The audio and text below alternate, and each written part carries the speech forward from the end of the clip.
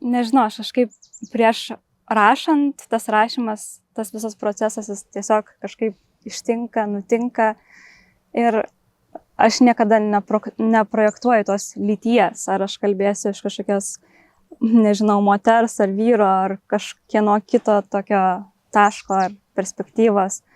Tiesiog kažkaip taip natūraliai gaunasi ir man pačiai gal yra truputį keista, nes aš pati pastebėjau tai, kad dalis šitų eilėraščių knygoje yra kaip ir iš vyro tokios pozicijos, tai man kažkaip natūraliai gaunasi, aš kažkaip pagalvoju, gal aš, kadangi augau su broliais visą laiką, tai gal mano kažkokia dalis yra labai vyriška.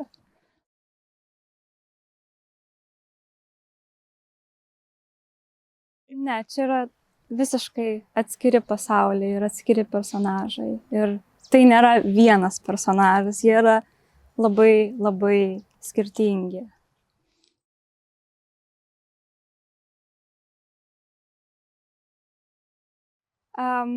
Šiaip tai nelabai dalyvauju, nes aš negyvenu kažkokiam didmiestį, aš gyvenu kaip koks gyvūnas, truputį laukinis, tokioj gamtoj labiau.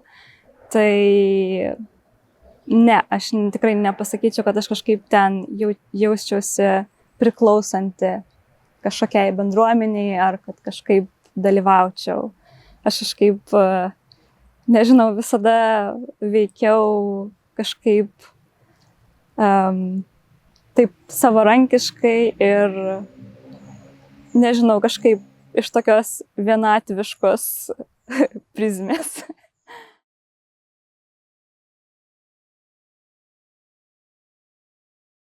Ne, aš esu bandžius, aišku, versti į anglų kalbą, vis tiek, kadangi turiu, draugų, kai dar nebuvo išversti tie eilėraščiai, dabar jau yra vertimų, kaip ir profesionalių į anglų kalbą, tai aišku, kad aš bandžiau kažkaip versti, bet aš kažkaip nejaučiu, kad aš turiu tam kompetenciją ir ta mano kalba yra tokia, nėra kažkokia labai jau tokia iškalbinga. Tai aš bandžiau versti, aišku, kad aš ten gal kažkokią mintį išversdavau, bet tikrai ne taip, kaip jie yra dabar išversti, kaip ir normalaus vertėjo, taip galima pasakyti.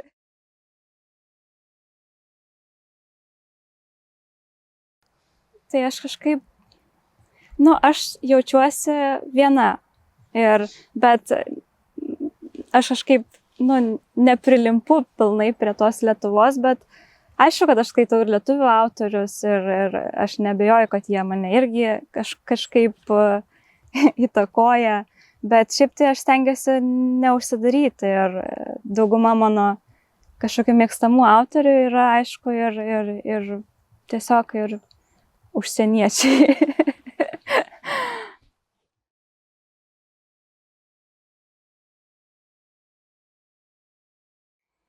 Kartais man skaudėdavo širdį.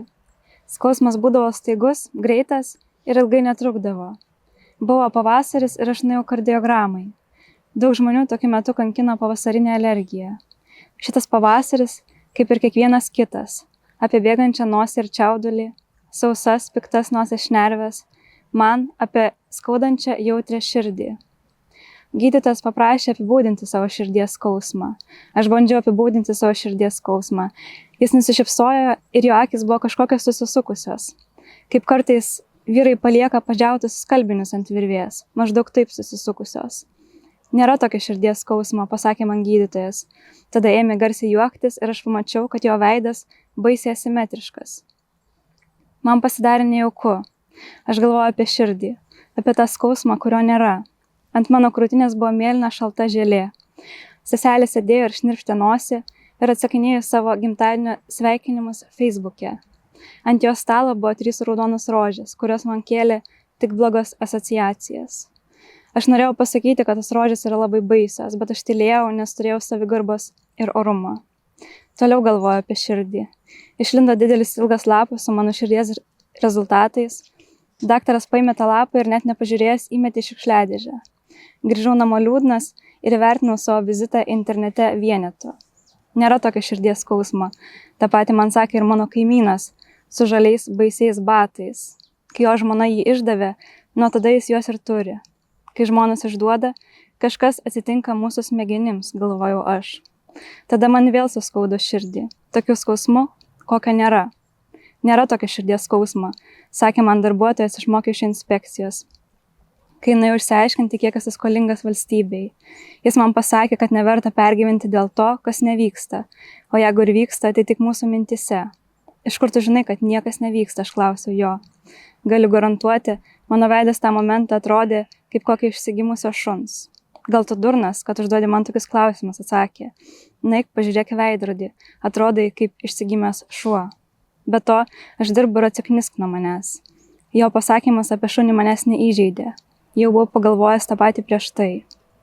Ėjau namo ir buvo vis dar tas pats neaiškus pavasaris. Mano mokesčiai valstybei siekė visai daug ir neprisidėjo prie mano sveikatos būklės gerinimo.